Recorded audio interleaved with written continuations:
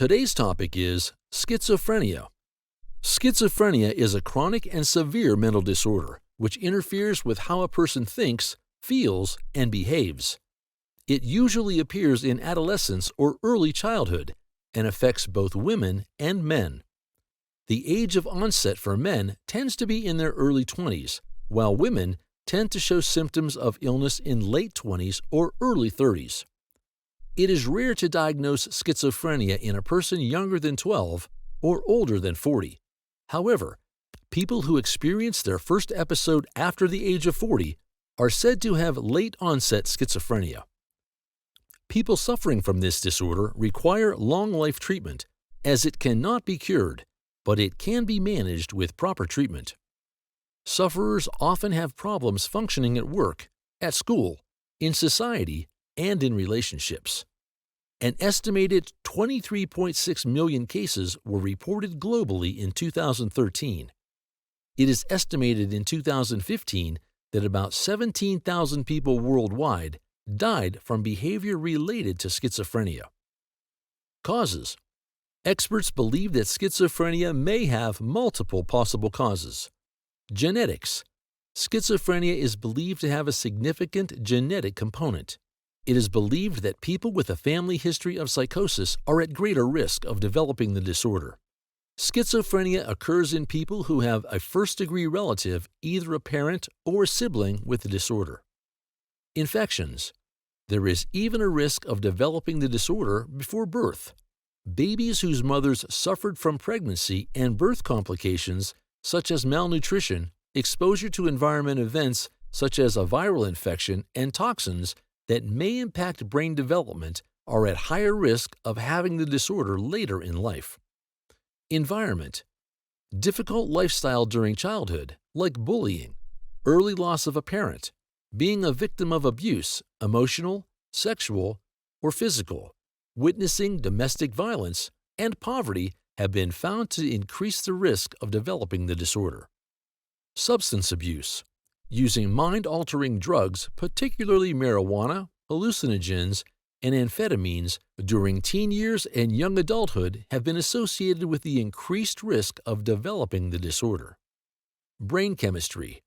Abnormalities in brain neurotransmitters, dopamine, that allow brain cells to communicate with each other may contribute to this disorder. Symptoms.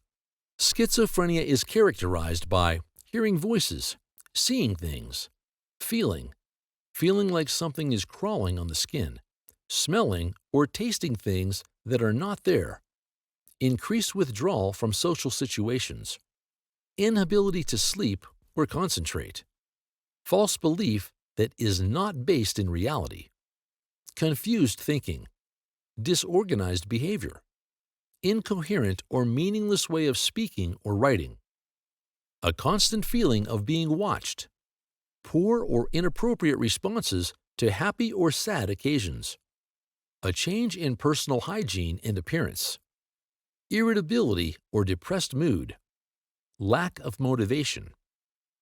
Diagnosis. Healthcare professionals diagnose the disorder by reviewing medical, family, and health information. Determining a diagnosis may include physical examination to rule out problems that may be causing symptoms. Psychiatric evaluation. The symptom sufferer's mental state is checked by observing appearance and demeanor. The mental health professional may then ask about thoughts, moods, substance abuse, and potential for violence. In asking questions, the mental health professional is trying to check if the person suffers from hallucination, delusions, or depression.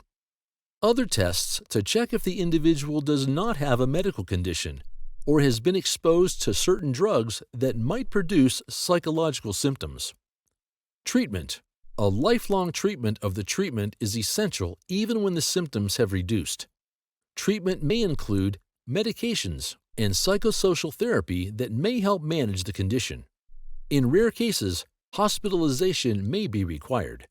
The treatment is guided by a psychiatrist experienced in treating the condition and may be joined by other professionals, like a psychologist, social worker, and a psychiatric nurse.